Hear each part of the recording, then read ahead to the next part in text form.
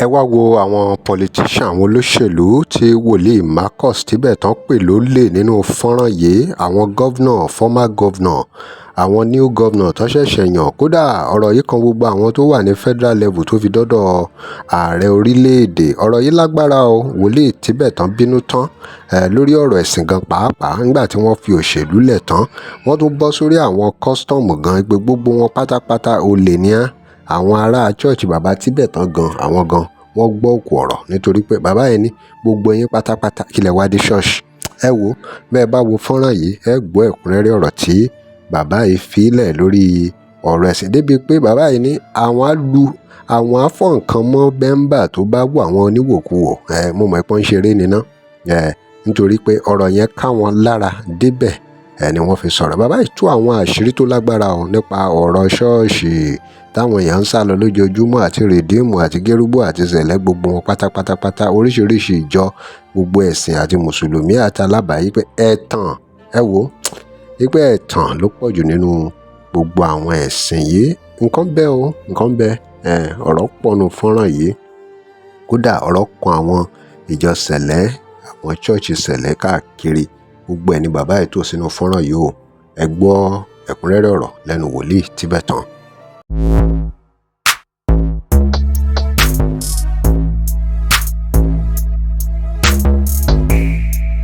Welcome to CrossBlogX TV. Remember to like, share and follow us. Ta ni wọ́n níbo náà ti rówó yìí? Inú ayé. Níbo náà ti ń ná? Inú ayé. Níbo náà fi ilẹ̀ sí yìí? Inú ayé. We can't take money to heaven. We can't take anything to heaven. Then kí ló wá sún wa débi tí a ti ń jalè? Everybody is a thief. Everybody under heaven, in America, in Canada, in Germany, in London, and in great Nigeria, every human being above 20 is a thief. Because when you are going on their way, if you dash them anything, they will take. And they won't find out what is the source of the money. When they are working in Alausa, they are there with a big sack to loot government purse. If they go to House of Assembly, Abuja, Senate, Abuja, Government House, Lagos, Akure, everywhere, you meet thieves there. Executive thieves with gorgeous clothes, big cars. Both husband, wife, children live on what they stole. Hallelujah. Every human being on earth is what? Is a thief. When Jesus came, there is no pocket in his garments. Then can you tell me the tailor that sold Jesus clothes? Uncle Sibaku, ẹ̀dẹ̀ ránṣẹ́ lára ẹ̀. Tailor wo ló ránṣọ Jésù? Ó ti ka Bible dada. Tailor wo náà kọ síbẹ̀ tó ránṣọ Jésù? Bàbá arínúlóde alùmọ̀ràn ọkàn. Bàbá tó mọ gbogbo kó tó dáyé kó tó bẹ́ẹ̀. Wọ́n ò sọ pé Jésù fọwọ́ gba change rí. Wọ́n ò sọ pé wọ́n dá change padà fún Jésù rí. Ṣé wọ́n dá padà? Bó tó jẹun kó tó lọ. Hallelujah. Tí ẹ bá wo Ọbásanjọ́, ó lè ní. Bó wo Daniel, ó lè ní. Bó wo Babangida, ó lè ní. Abusalam, ó lè ní. Then Tinubu, ó lè ní. Sanwó-Olú, ó lè ní. Bọ̀dé George, ó lè ní. Gbénga Daniel, ó lè ní. Ayédatiwa, ó lè ní. Sanwó-Olú, ó lè ní. Danjuma, ó lè ní. Chief of Army Staff, ó lè ní. Chief of Custom, ó lè ní. Because they live above their salary. Hallelujah. hallelujah. Ẹ̀yin tẹ́tẹ̀ tó jòkó síbí o lè ní. Torí kí ni wọ́n sọ fún yín pé ẹ fẹ́ rí ní church lẹ́torí ẹ̀ wá. Àdéhùn wo ló bá yín dá? Ẹ jọ̀ọ́. Agreement wo ló bá yín dá ní church? Hallelujah o. Tẹ́ bá wò mí níwòyà lọ́sàn-án yìí. Bó jẹ́ àwo igi Jésù yẹn àbí Holy Mary yìí màá fọkàn lórí inú ẹ̀ tẹ̀rí ayé àti wo rádaràdà wọ́n ti mú yín already ìwàásù yìí ó ti mú yín. Mo wá ń béèrè pásítọ̀ kan ló wà ń bẹ̀ yẹn alàgbà kan ló wà ń bẹ̀ yẹn ó ti sọ ọlọ́pàá rí alàgbà kan ló wà ń bẹ̀ ló ti wá láti Ghana. Ẹ jọ̀ọ́. Tell me, the very man that invited you to come to church, to come to redeem, to come to deeper life, to come to Celestial Church of Christ, to come to this parish, what does the person promise you? Then what do they say you are going to take out of here? Madam, how many Celestial parish have you attended? How many? 2. Who prompt you? Who encourage you? Who advise you? Who take you? Who asked you to come to Celestia? No, who advise? Forget about your background.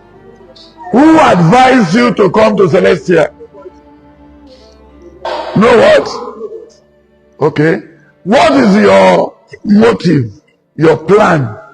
That coming to join Celestia, is it their garments that entice you? Is it their garments? Is it their way of life? Is it because you can steal and there is a free food during naming ceremony?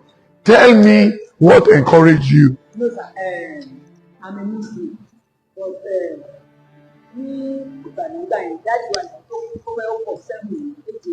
ìyàwó tí bàbá ẹ fẹ́ ó yẹ kó bẹ lórí dànù. Okay. Okay.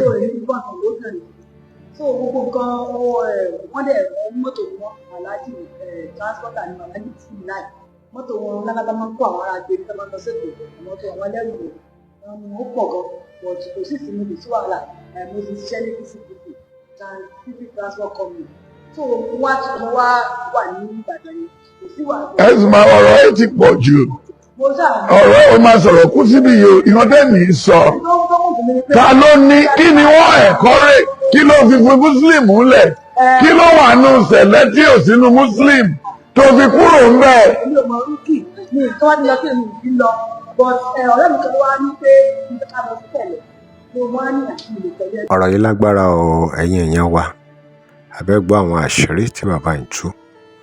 níta wá lọ sọ́nà wá fi lọ rán sọ nítorí ọ̀dọ̀ lẹ́yìn rẹ̀ wá padà ọ̀kẹ́rù kò ní lè yẹn wá gbà.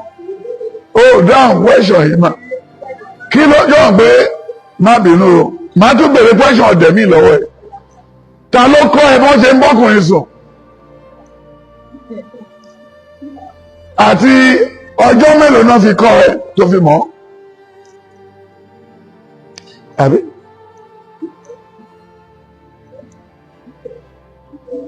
ẹ̀sà ta ló kọ́ ẹ bọ́n ṣe ń bọ́kùnrin sùn ọjọ́ mélòó ló fi kọ́ o kò bẹ̀rẹ̀ lọ́jọ́ kan o dẹ̀ move bẹ́ẹ̀ ẹnu ẹ̀ ló ṣe wáyé ṣé ẹ rí hallelujah o ní ò ṣe yẹ̀yẹ́ o then madam bí o ṣe wo gbogbo ẹ̀ lọ yìí ń sìn kí ló dé tó tún wá sí kọ́mọ̀ ẹ̀ máa lọ church kí ló rí mú wá láti bẹ̀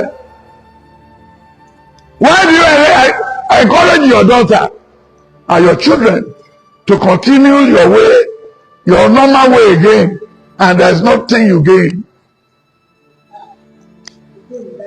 You didn't get anything. What really happened John 3:27?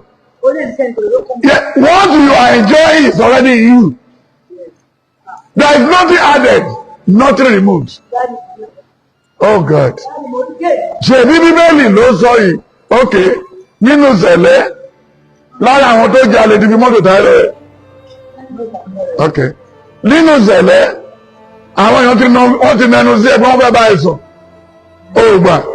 ok ìjọba àbùkù náà ni wọ́n àìríṣe ni o sẹ́ni o ti rẹ́ni tó lọ sí hospital rí wọ́n treat ẹ̀ fún cancer àwọn méjèèjì kan wá approach ara wọn cancer of the colon méjì kóbìnrin wá ní cancer tiẹ̀ ó ní cancer tiẹ̀ ó ní ti breast cancer tiẹ̀ ńkọ́ ó ní ti colon ó ní àlè máa bára ṣeré lẹ́tà àwọn dókítà bá dẹ̀ lọ lálẹ́ àlè máa bára sùn ó ti bọ́ rí. ara lọ́wọ́ wọn nítorí kò sí ìkankan tó ta lè rí nìmú ní church nothing you can gain wàá gbọ́ the only two benefits wọ́n ṣe wékìpì fún wèrè tó lọ wọ́n ṣe wékìpì ìjọ sẹ̀lẹ́tàdẹ̀ wáyé kẹ ìjọ òrìṣà ní kí ló pè ní àmísà kí ló wà ní àmísà kí ló wà nínú gé tiktok ẹ̀ jáde kí ló pè lámísà kí ló bá lórí àmísà kí ni sẹ̀lẹ́ lè ọ̀fà ẹ̀ kí ni kẹ́rùbù lè ọ̀fà ẹ̀ kí ni ìdíbò lè ọ̀fà ẹ̀ nothing but nothing tó bá mọ̀wé first class in aeronautic engineering lágbára lọ́rùn gbogbo àwọn kọ́mìnì ló máa wá káàkiri láti gbà ẹ́ lẹ́yìn tó bá gbà ẹ́ tán wọ́n á fi iṣẹ́ pa ẹ lórí wọ́n á san sálárì gidi fún ẹ ò lè rántí ṣòru ò lè rántí àwẹ̀ ò lè rántí wedding ò lè rántí kàn wọ̀nyẹn hallelujah but nínú church pásítọ̀ akọnu sí ẹ olùṣọ́yìn akọnu sí ẹ tí ọmú ẹ ò bá ti kàbùkù kó tó dé tọ́mú ẹ bá ti kàbùkù tó ti rún mọ́gànná tó ti mú rọrùn mọ́ gogoro ìsàlẹ̀ gbogbo ẹ̀ tó ti dẹnu kọlẹ̀ tó ti sọ bí tó máa wọ̀ sùn ọmú obìnrin ló máa ń nawọ́ síbi tó ń gbé lọ́jọ́ tóbìnrin bá kú ó máa ń nawọ́ sí gbogbo bí káàkiri ní àti oríkodò báyìí a máa wò ọmú àìjà lálàwálẹ̀ a ní ibi ni ìkejì á nínú kì í ṣe bí lẹ́yìn ọkùnrin kẹ̀rẹ́ ẹ̀pọ̀n tó ti di awọ àwọn tó bá ti bẹ̀rẹ̀ pé o fẹ́ kó náà ẹ̀pọ̀n yá ní ṣe àti ń lọ lẹ́nìí torí awọ yẹn awálẹ̀ bí wá kanlẹ̀ hallelujah sọ̀rọ̀ wá sọ pé àti ìlọ àṣemàtú dìde hallelujah jọ má jẹ́ ká tọra wa nílé babaláwo o lè rẹ́ran jẹ nílé babaláwo o lè rọ́gùrọ̀ mú nílé babaláwo o lè ṣá ògógóró yó nílé babaláwo o lè rí gbogbo ìpèsè ńláńlá lójoojúmọ́ torí wọ́n máa fi òbúkọ fẹ́ṣù wọ́n máa fún àgbò fún Ọbàtálá wọ́n máa gbógùrọ̀ fáyé lára tí wọn ò rí torí gbogbo ẹgbẹ́ ìjọra ó fẹ́ ṣe kí ni ó fẹ́ jọra gbogbo ẹlẹ́tàn gbogbo ẹni kí ni ẹ̀tàn deceit ó lámì chief imam school wo ló ti kọ́ to fi di chief imam àti ẹ̀gbọ́ professor agbọ́ phd holder agbọ́ ẹ̀tọ́ graduate báwo ló ṣe promote ẹ̀ tó di chief imam báwo ló ṣe church títí láti primary 1 to the general overseer báwo ló ṣe kó sí àsábẹ́ ẹsẹ̀ hallelujah lẹ́yìn ìgbà tó níṣẹ̀lẹ̀ olúwa pè é bó lè ṣe pè é gbàrà níṣẹ̀lẹ̀ ṣẹlẹ̀ ní jìbìtì agbárí pọ̀jù níṣẹ̀lẹ̀ olè àfọwá rádaràda rédèrèdè kéèyàn gbẹ́rù ẹlẹ́rù láì mọ̀ inú kérúpù àti ṣẹlẹ̀ ni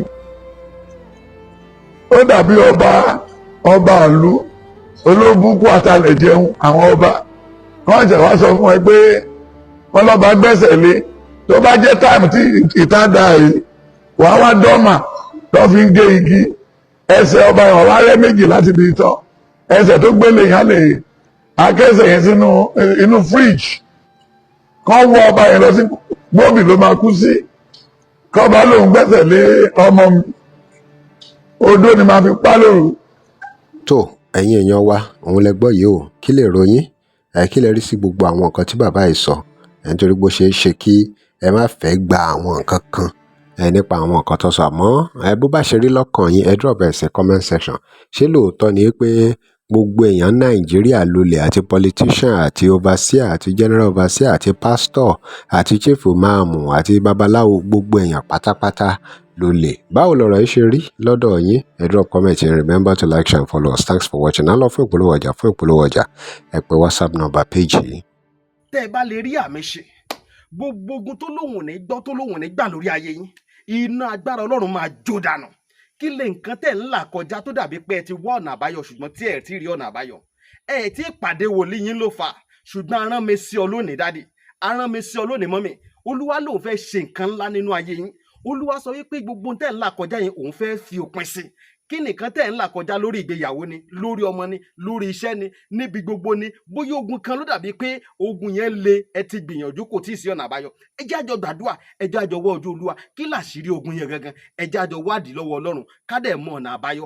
Ẹ̀rọ ìbánisọ̀rọ̀ tẹ́ fi pè mí fún àdúrà àti ọ̀nà àbáyọ, òun náà ni +234 70 25 47 5427 +234 70 25 47 5427. Bẹ́ẹ̀ ṣe ń pè mí fún àdúrà lórúkọ Jésù, ẹ máa rí ìyanu.